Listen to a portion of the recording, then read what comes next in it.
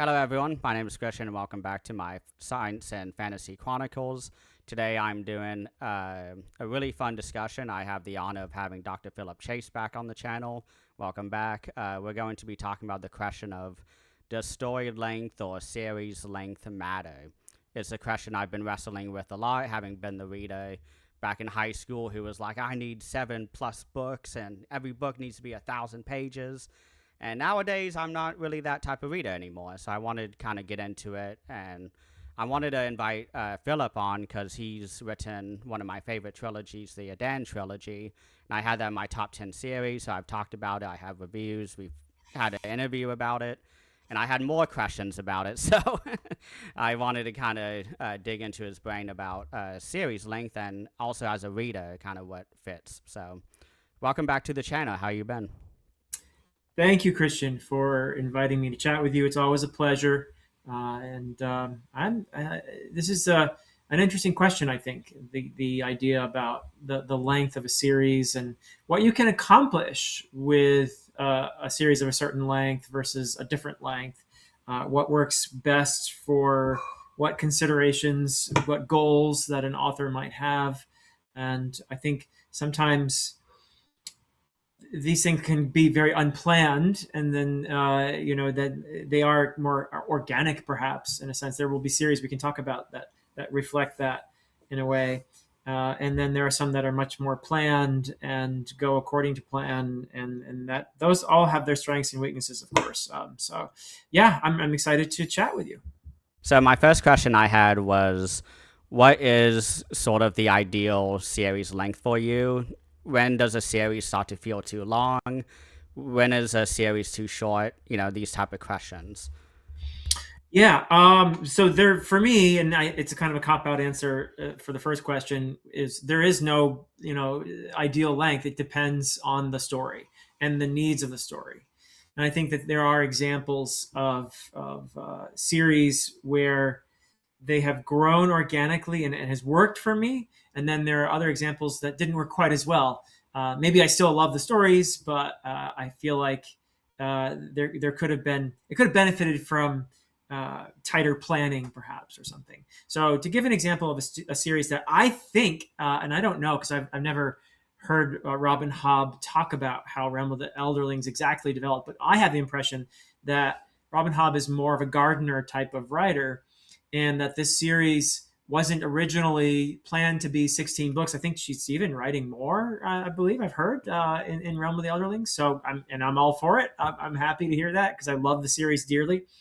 But I think it's an example of a series that wasn't planned the way it became, and each of these trilogies is in a sense a complete story, right? Yes, the later trilogies build off of and expand upon the earlier trilogies, but they are self-contained themselves. So Realm of the Elderlings is kind of, we talk about it as if it's a series, and it is. I'm not denying that, but it's also a bunch of mini trilogies with one tetralogy and thrown in there, and they do function in terms of story as self-contained in that sense, even as they build upon what the previous stories have done, and give us a greater sense of attachment to the characters who reappear in the various trilogies.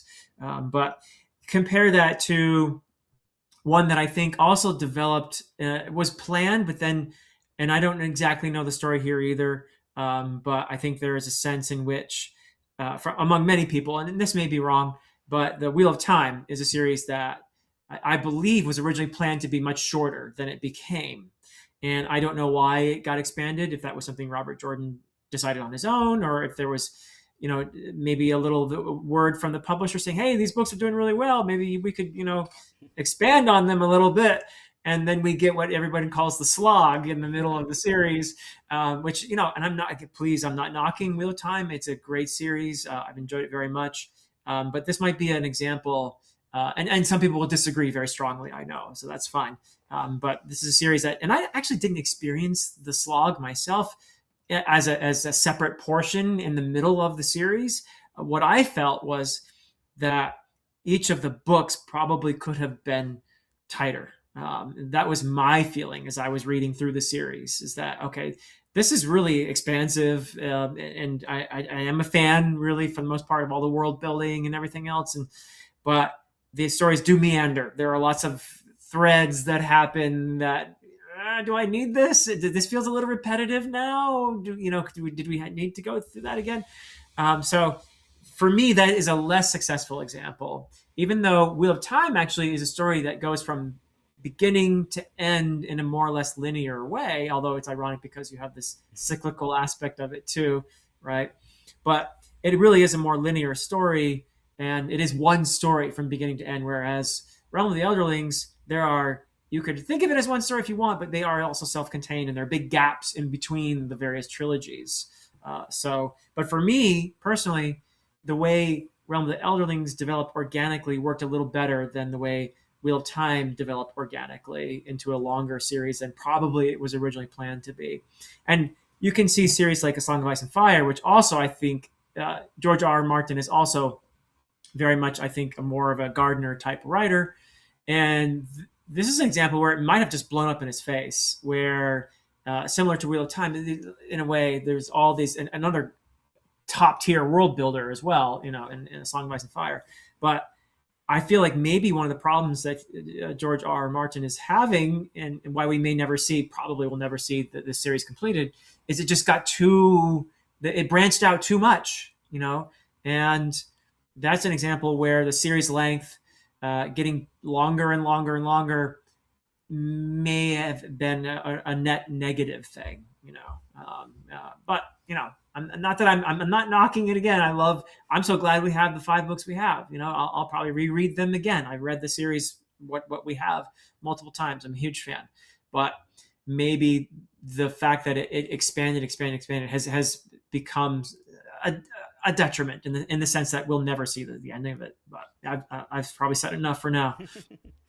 Yeah, I'm really happy you mentioned those 3 series because I was going to mention them as well.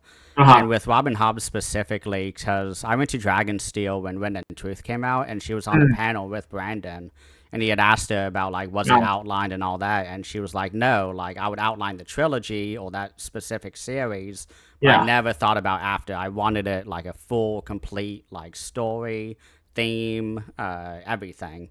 And Yeah. then when I was planning the next one, then I would look back and be like, what questions did I start that I didn't fully explore?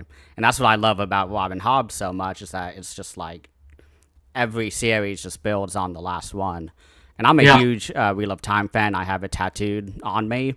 Like Yep. I love it, and I also did not experience the slog. I still think book 10 is a lovely book because it's Hmm. kind of the final book of us hanging out with our characters before we get to the last act. Because I came into the series with it done, so I didn't have to worry about, will the final book come out? I knew it was out. So Yeah. Yeah. I had no issues with Wheel of Time. There are plot lines I don't like, but I think that is one of my favorite series of all time.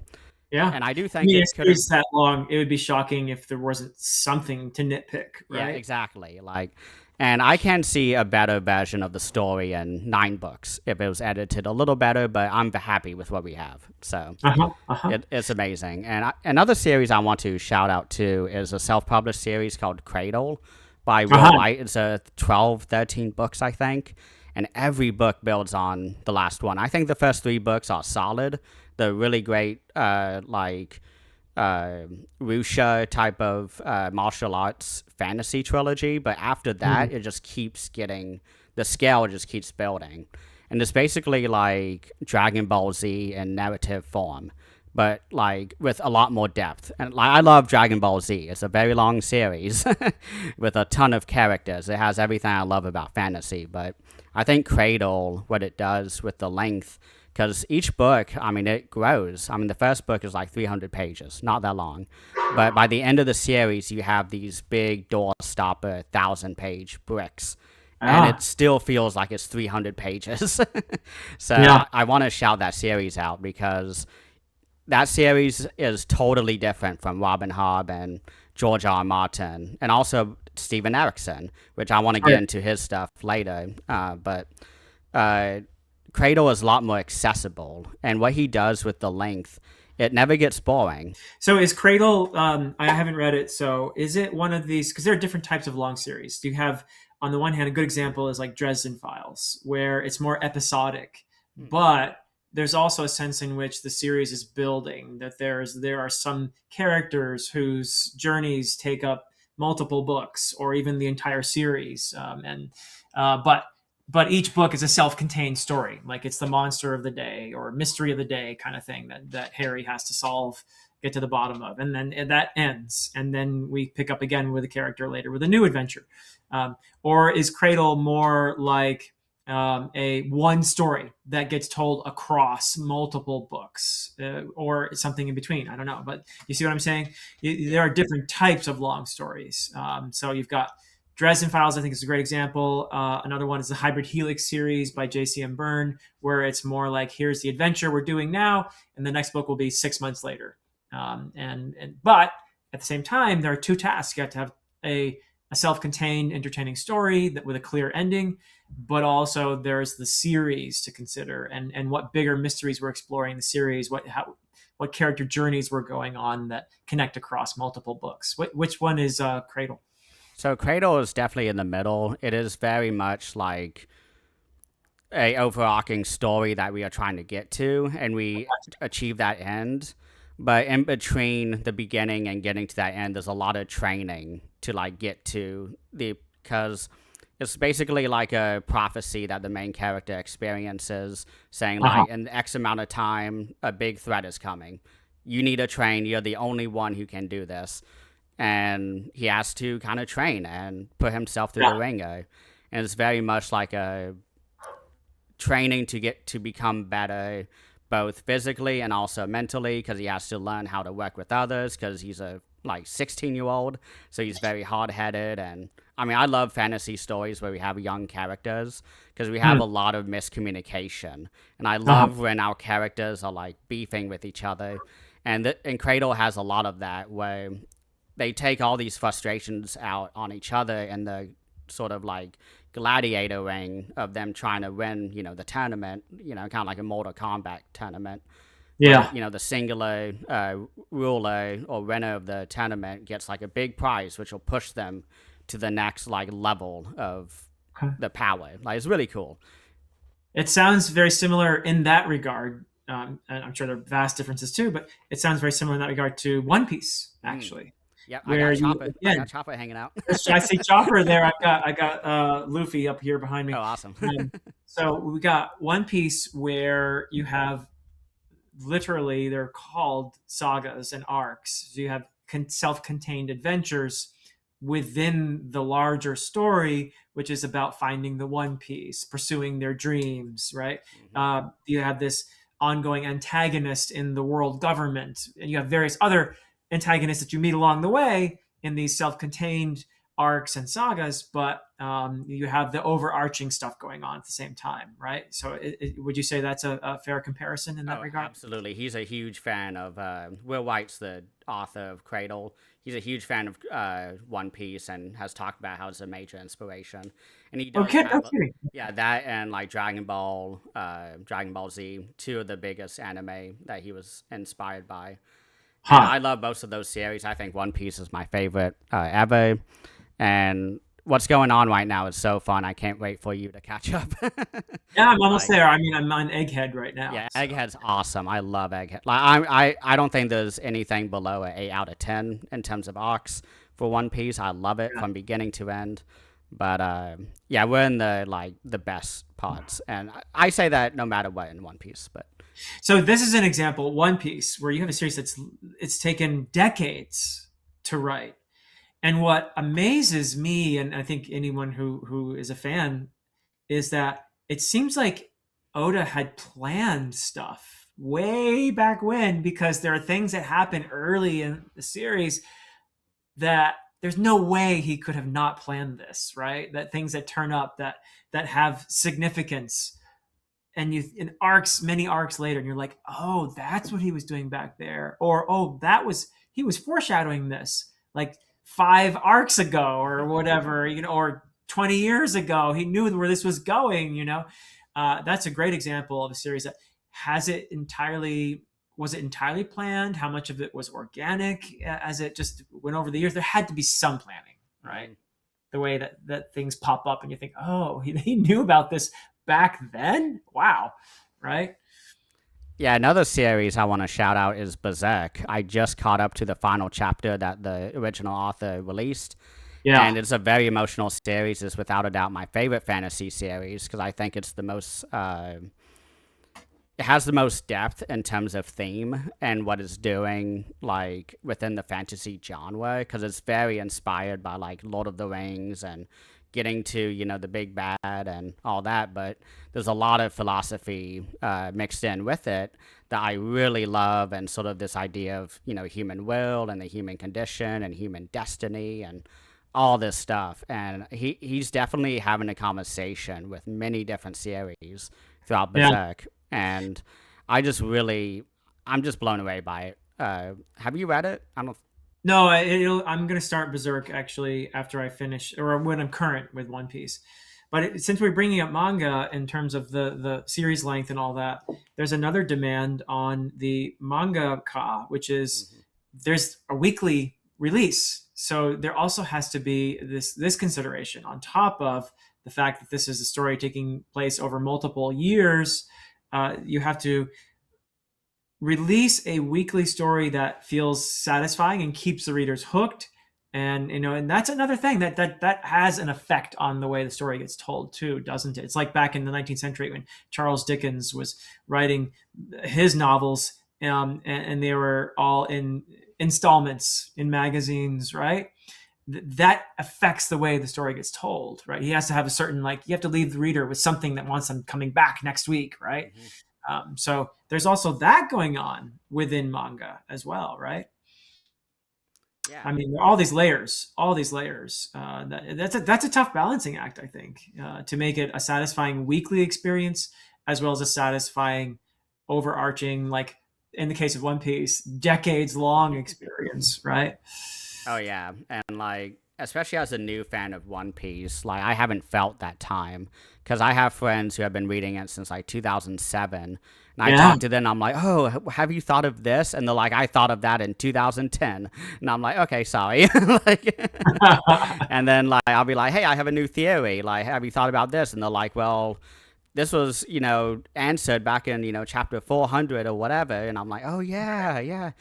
But like that's what I love about long series is that like I'm someone who is okay with rereading and doing all that, and I think Oh, the you have reread to. for Yeah. like long series like this is so important and fun, and I really enjoy it. And I'm on a reread actually of One Piece. I'm on Water 7 right now, and Nice. it's really fun like because I did anime first. I did the One Piece, so it took out all the filler, and it was fun. I enjoyed it. The fights were a whole lot better, I think, than the manga, but Uh-huh. I think it's paced a lot better, and I can definitely feel that, like going The from manga is anime to paced the better than manga. the Oh anime. yeah, yeah. Yeah.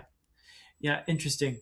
Yeah, I mean, you mentioned rereads, and of course, you can reread a standalone. You can reread anything, but I think with the longer series, there's a sense in which you pick up a lot. I think with Malazan, Mm-hmm. I loved Malazan the first time.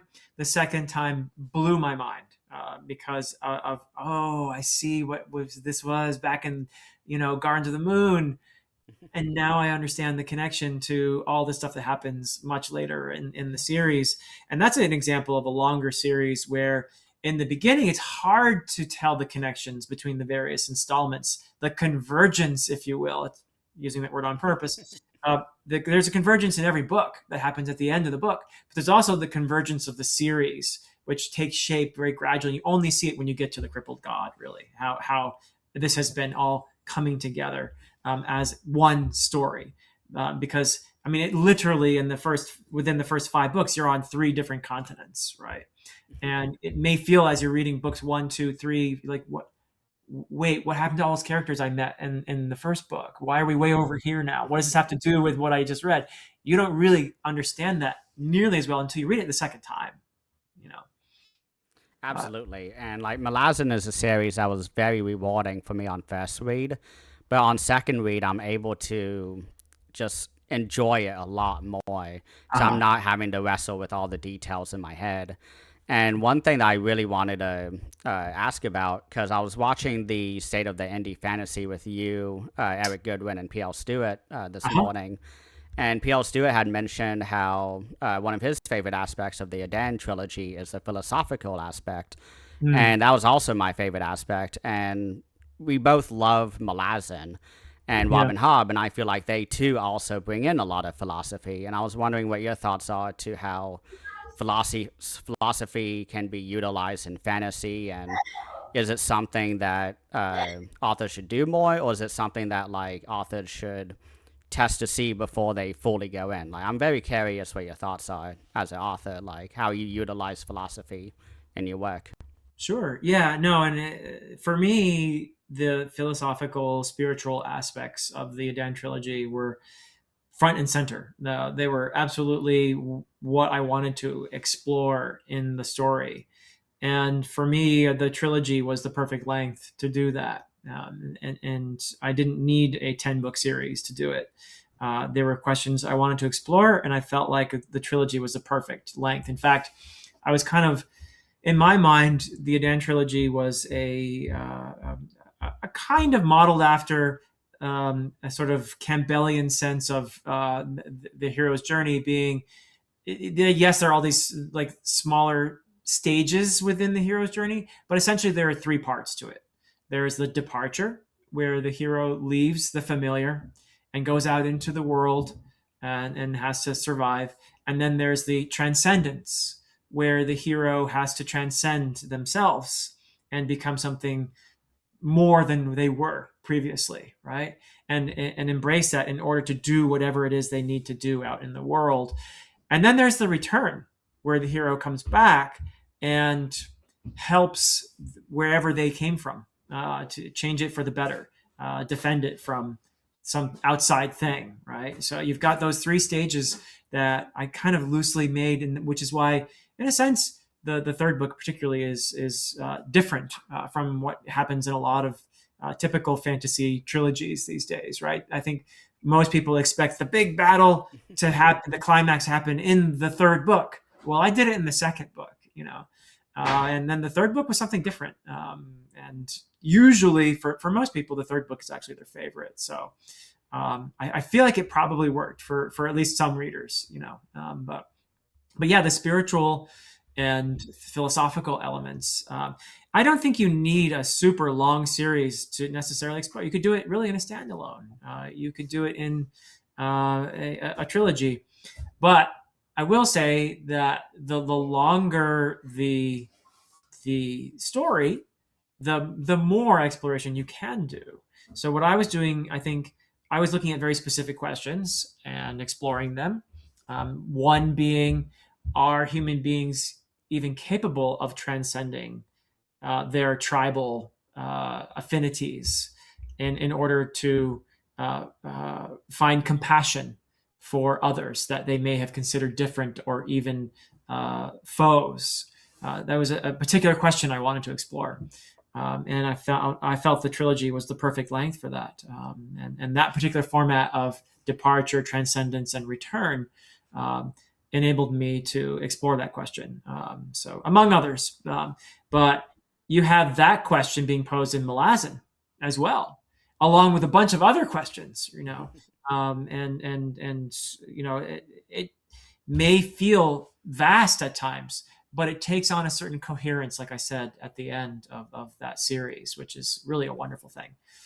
So yeah, I don't know if I answered your question or not, but Oh, you did. Yeah, you absolutely did. And I love how you articulated that. I absolutely agree that book three is my favorite, just because you did take the unexpected turn. And I talked about that in my review, because I was like, yeah, we had this awesome battle in book two, and I loved it. And there was a lot of death that I was very upset by, and it was very gut wrenching, and I loved it. Like, but I want to see him take a different path. And then what you did with it was Sarah, right? What's her name? Saren, Oh, Saren, Saren. Yeah. yeah, And yeah. like what you did with her was like that was like the perfect like book three. Like Huh. I don't know, it just reminded me a lot of fantasy where you have the main character and they always have like the sidekick who is the same way as Gamgee. who Uh-huh. is, kind of secretly the main character as well, Yeah. And I love following like two journeys at the same time. And yeah, I just loved all of that. And I want to shout out to While Darkness Gathers because Uh, I really love that book too, and how you brought in the philosophy and sort of the themes of passing the torch and the next generation, and sort of all those different questions. And also what you did with the original characters from the trilogy, like, was just, I love the melding of that. uh-huh. And I really, I was wondering too, like, what are some of the questions you are wanting to wrestle with for your new story? Like, are you okay talking about that? Yeah, yeah, sure. Yeah, no. So while Darkness Gathers, since we're talking about series length, we've mostly been talking about longer series. And again, if an author has a vision that they want to explore, a great example I think is actually The Wars of Light and Shadow by Jani Wertz. That is a series, actually one of the most coherent and deliberate explorations of certain philosophical questions about connection, and about various themes threaded in there, in a brilliant way.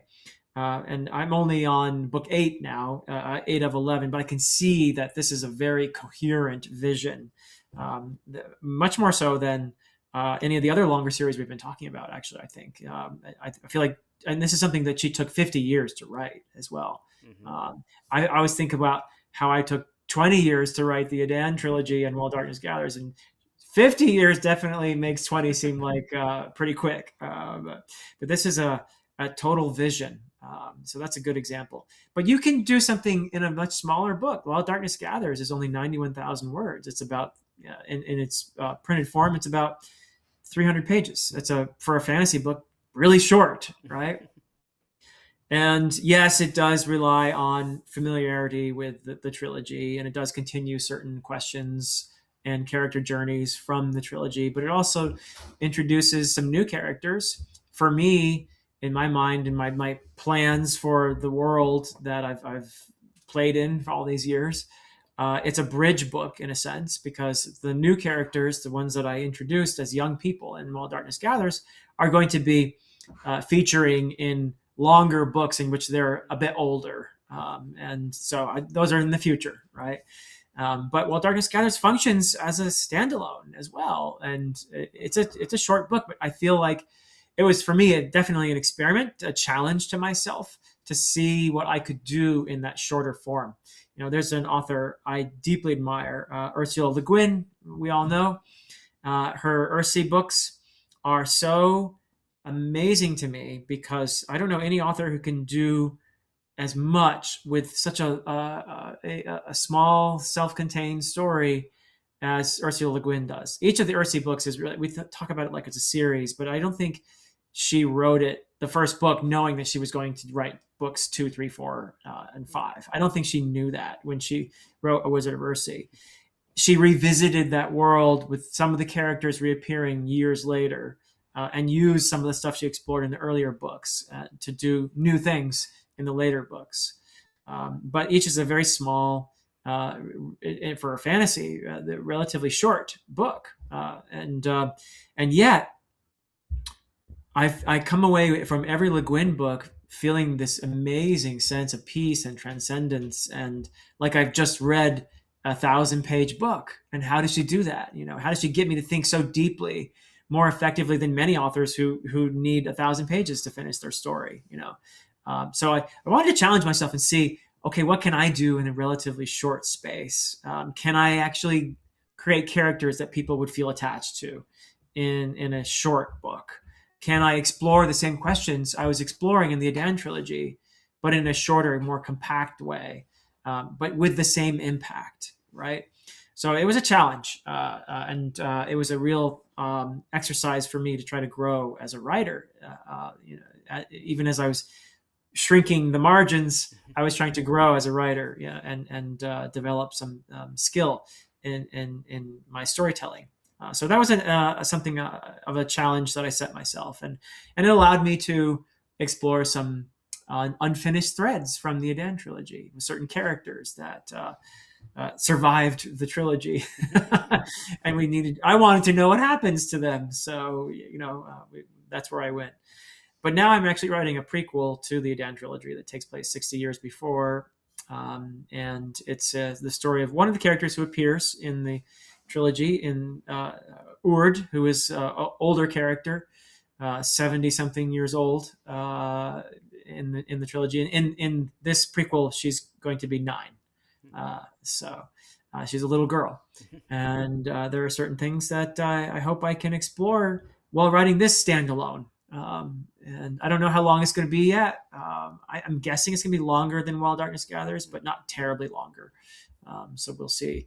But yeah, standalones are shorter stories are also vehicles for doing some really cool exploration. And if I do think it takes, in a way, more skill though to pull it off in a shorter book than in a long, sprawling series.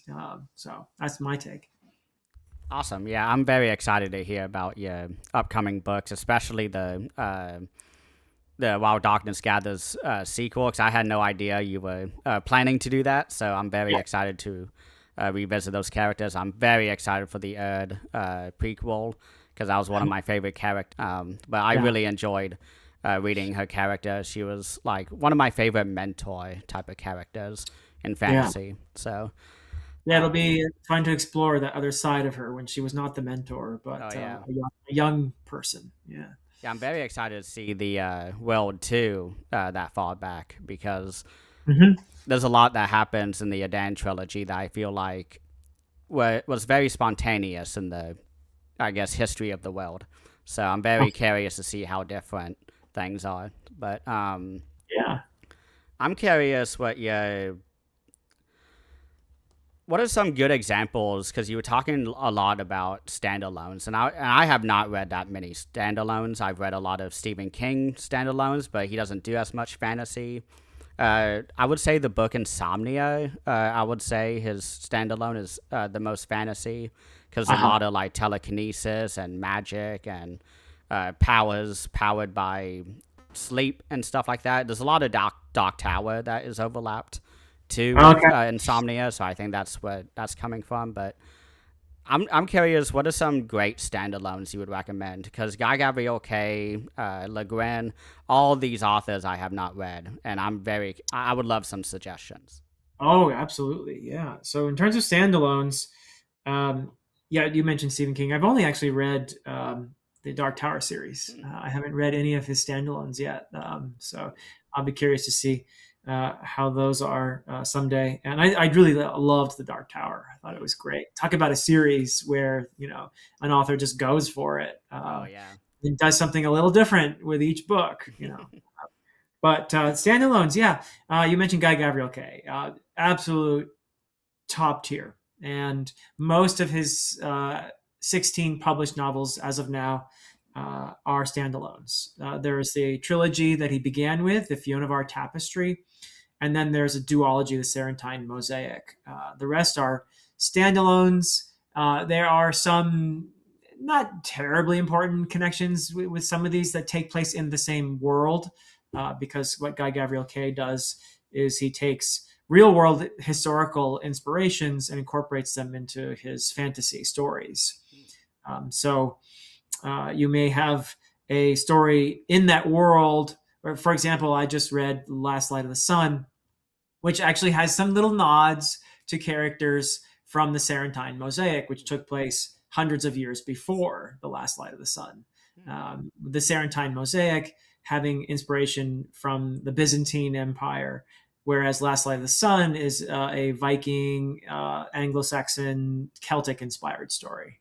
So the one takes place hundreds of years later, but there are little references that let you know, oh, this is the same world, right? This same fictional world. But they're standalones. You don't need to have read the Sarentine Mosaic to read The Last Light of the Sun. In other words, they're just these cute nods here and there, and you think, oh, okay, that character's, I know who that is, but yeah, that's all it really amounts to. But yeah, every book of his is just gorgeous, and you can see lots of philosophical life exploration in each of his stories. There's a lot of beauty, a lot of connection, a lot of just celebration of art and creativity, and of course there's peril and loss and all of that as well. But yeah, anything by Guy Gavriel Kay, I would recommend. Another great author for a couple brilliant standalones is Susanna Clark. Hmm. Susanna Clark is the author of Jonathan Strange and Mr. Norrell, and also of Piranesi, and some short stories that have been published as well. But those two books, they're very different from each other. Interestingly, Jonathan Strange and Mr. Norrell takes a kind of a early 19th century historical inspiration, but at a very fantasy setting, with the Fae and all that kind of thing, and magic and whatnot. And it's just beautifully written. It feels like you're reading Jane Austen or something, but with magic and fairies and stuff, right? So very cool stuff. And then Piranesi is very different. It has a much more different, modern voice to it, I would say, but it's still absolutely. It's one of those books that you read and you feel like you just woke up from a dream when you finish it. That's Piranesi. And I don't want to say too much about it because it could be spoilery, but it is a very dreamlike experience. I will say that. So yeah, those are some brilliant standalones. What else? Fantasy needs more standalones. I think.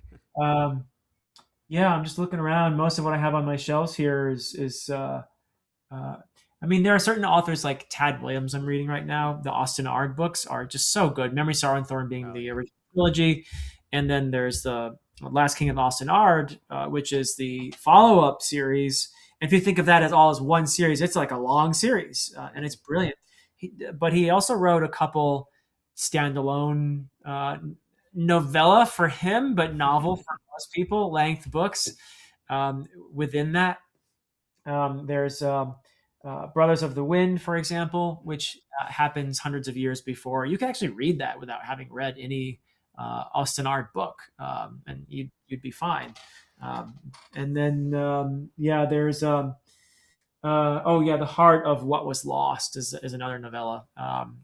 But that one I wouldn't read until you've read Memory, Sorrow, and Thorn. Mhm. You need to read Memory, Sorrow, and Thorn first before you read that standalone. But Brothers of the Wind you could read any old time. Hmm. Is it a standalone or is it part of a series? I don't know. You could think of it as either, honestly. Yeah. But what else? Gosh, there aren't a lot. I'm sure I'm going to think of like five different ones after we finish. Do you have any standalones that you would recommend to folks? I It was a standalone when I read it, but I loved the Goblin Emperor. I thought I just loved what the author did of just placing someone who has no political experience on the throne, and the entire book is about like the day to day, and I really love that exploration because that's something you just never see is the day to day of how to be a king or an Yeah. emperor. And then it's from the perspective of a goblin who is like a second class citizen in the civilization. So you have a lot of theme of racism and othering going on, and Oh, okay, so cool. although it's a humorous novel at times, there's a lot of thematic stuff, and I love when standalones have layers like this. So Yeah, cool. Yeah, I mean, there were some. I was years ago a huge fan of Neil Gaiman's American Gods is mm, another one that is I think it's a very interesting book, and it's a standalone as well. Um, I want to also shout out a sort of Kaigen as a fantastic there you standalone. go. There you I go. loved That's a good reading that one. when it came out. Yeah, yeah. Sort of Kaigen is actually it's funny because originally I believe the author meant it to be the beginning of a series, Hmm. and that's the only complaint I have about that book. Really, is that the attempts in later in the book to connect it to Hmm. introduce the series are now that there is no series, particularly, that's the only thing I didn't really enjoy about that book. Hmm. Actually, but if it had been just a pure standalone, wow, just wow. And I love the first 400 pages of that book. The last couple hundred pages to me kind of meander a bit and all that, but that was because she was trying to connect it to this future series that she had in mind, which never happened, and apparently never will. But yeah, I would say yeah, absolutely. People should read Sword of Kai again. Great standalone. Yeah. Awesome. Yeah. What else? I'm sure there's a bunch. Or people can leave comments when they watch. What are Yeah, some? please put it below. I'm a Give us a trilogy list of guy. great standalones. I tend to read many more series than standalones myself. Would you consider the Silmarillion a standalone? Not really. Yeah. I mean, you could read it that way, but it itself is not even one story. It's a Yeah. bunch of from the first and second ages. Yeah. Yeah, I've Oh, and been here's slowly one. going through Middle Earth. What was going? Sorry. Um, Let me see if I can find it. I'm struggling for the title, which is embarrassing because I love the book. Um, it's a self-published book that I read for SPFBO and really loved. Of Hills of Heather and Bone, Mm. by K.E. Andrews. It's a lovely standalone that I really enjoyed, and it's a story of a married couple actually who are fighting for their survival because of the nature of her magic. Which is, how in many fantasy stories there's different types of magic, and there's just one forbidden type of magic Hmm. that's supposed to be bad. Um, that's the kind of thing that's the trope that's going on in there. But it's a really lovely story of marriage, and you seldom see in fantasy an already married couple, right? Hmm. It's usually the love story and how they get together, and that's where it ends. But this is they're already a married couple, and we get to see the dynamic going on there in the midst of the story. Yeah, Hills of Heather and Bone by Kay Andrews. I enjoyed that standalone a lot. Yeah, well, we'll think of a bunch of more. Yeah, when that's we're fine. Well, yeah, you provided some good introductions because I have a few Guy Gabriel K books on my TBR shelf. It's the Oh yeah, I Serenity. mean, there's Yeah, 16 of them. Go to town, yeah, or and even if you take out the one trilogy and the one duology, you still got lots of standalones there. hmm Yeah, yeah. So I want to get a few of those books done before the end of the year. So I'll let you know how those go. But yeah, yeah. I would love to talk a little bit because we've been talking kind of around it. But like, what are some of your favorite tropes, or what are some tropes that you see in longer series that you think work really well with that format? With Wow. that, yeah. So I just had a discussion with an author, Gregory Contaxis, about the Chosen One, Hmm. which is, I think it's a really interesting trope, and I'm curious about why it keeps coming back and what its relevance is. Does it do for a reader, and how does it reflect us from a psychological or spiritual or social perspective? What is it about Chosen Ones that we just keep coming back to that again and again? And we have these different iterations. We have subversions, like Dune, for example, Hmm. right, where it's explored brilliantly, the Chosen One, in a very subversive way too, a very scary way. And then you have Wheel of Time, which is one of the more compelling things about that series, is that Chosen One journey, that Rand al'Thor goes on.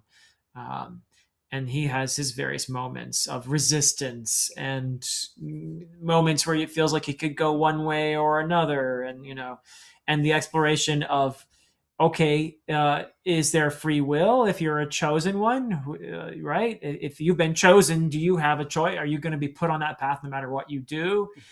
Or is there actually an element of free will in this where you have to choose to be the chosen one, right, so to speak?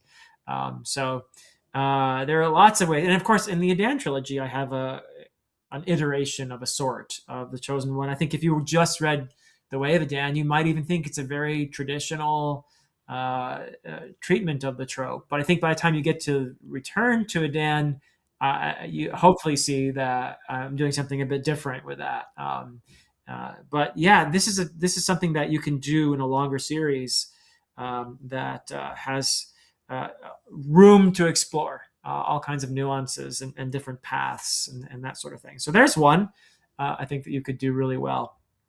And what else? You could also explore, like in Malazan and in the Wars of Light and Shadow, the whole idea of connection, the idea of the question that I tried to explore in the Edan trilogy: can we transcend our tribalism?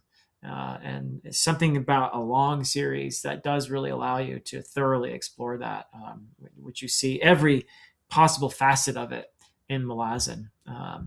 And I think in Wars of Light and Shadow, it's just a brilliant exploration of that question of, you know, is it possible to see oneself in the other, right? And so there's a wonderful spiritual element to that as well. So, what about you? What would be some of the tropes that you would like to see explored in bigger series? I mean, my favorite trope of all time, and it's very relevant right now because a movie was just made about it, but I love the Odyssey. I love the Uh-huh. trope of the characters having to leave home to go on an Yeah. adventure and things go astray. That's my favorite trope ever. I So find. One Piece would obviously be a winner there. Oh Yeah. yeah, like that's why it's my favorite. Like everyone always says, but what about X, Y, and Z about this arc? And I'm like, I don't care. I loved it too. Like, I Yeah. see what the author is doing because Odysseys to me, like that's the ultimate like visual for me of how a character changes. Because you leave home one person, you experience the Cyclops or the Charybdis and Right. Abaya, and or you deal with any other trial. Sometimes it can be a positive trial, something where Yeah. you're training or you're going through meditation, something like that. Yeah. Because I'm thinking about like the Mahabharat, which I read last year, where I feel like there was a lot of exploration of how people change and what you can do in your Yeah. life and your choices you make and how that influences your destiny. And the Odyssey, I feel like that trope is perfect to explore all of that. And you can have fun with it, like with One Piece, where you're going to an island of cake or Yeah. like, a fire and ice island. Like, it's really fun. You can do whatever you want with that structure. So Yep. I love the Odyssey. I was Yeah, and many I was people quite a bit think of One disappointed with the Piece. adaptation, but I think they Uh-huh. really nailed the fantasy aspects just amazingly. So. Many people would argue that One Piece is the modern Odyssey. Mhm. I had someone just write to me today and ask me my opinion on that, and which was fun. And I think it is an apt comparison. They are literally going from island to island and having various adventures and encountering various protagonists, which caused them to grow. But also, there's the overarching journey of the characters, and you can see the growth over time. It's another great thing about the longer series, like Realm of the Elderlings, where you read the last series trilogy within that, and you see characters that you knew as young kids Mhm. in the original, right? The Farseer trilogy. Some of these characters grow up and they're old, right? And you have the sense of a life lived. A great series for that is the Long Price Quartet, actually, which Mm. does it in actually a much shorter form in four relatively short books. Ooh. The Long Price Quartet by Daniel Abraham is a wonderful series for giving you a sense of a life lived. And they go from young to old people in the final book, and it feels so real. It feels like you've witnessed an entire life go by. Wow. Yeah, because I have an edition that binds all four of them into one book, Mm-hmm. and I've been wondering, and your descript with how you related it to Robin Hobb. Now I realize I need to read it like ASAP. I Because actually I feel love that that. people who appreciate Robin Hobb would appreciate the Long Price Quartet. Yeah. Awesome. Well, I need to get to that because I never heard that before, and Yeah. that's awesome. But are there any other sort of things that you think about as an author when you're planning like a series that like we haven't covered yet? Is there any other sort of aspects like well, I guess one thing is like how do you decide what characters are there the whole series versus just one book? Because that's one thing that I love about your series that we have different characters coming in and out the story. How did Uh-huh. you wrestle with like when do they show up? When do they leave? Yeah. One thing that I think is important to me anyway, on a personal level, to explain the difference between my third book and the first two books is that I read Malazan in between those. So I wrote the first two books before reading Malazan. I wrote the third book after reading Malazan the first time.